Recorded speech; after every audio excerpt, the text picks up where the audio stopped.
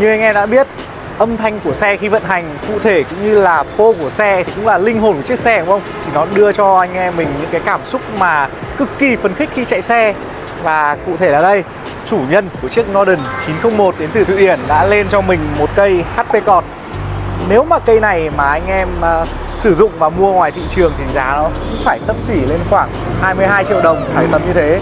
Và chiếc po này muốn hay thì không chỉ là mình thay cái long slip on này vào, mà anh em phải bỏ cái bầu cũng như cái catalytic của zin của xe đi, và anh em sẽ làm một cái bầu hoặc là một cái cổ riêng để nó phù hợp với chiếc po độ như thế này.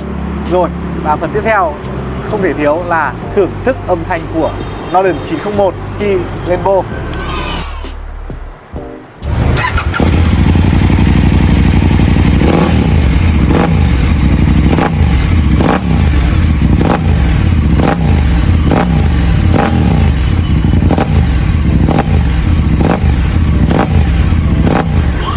Vừa xong là tiếng po HP cọt trên Norton 901.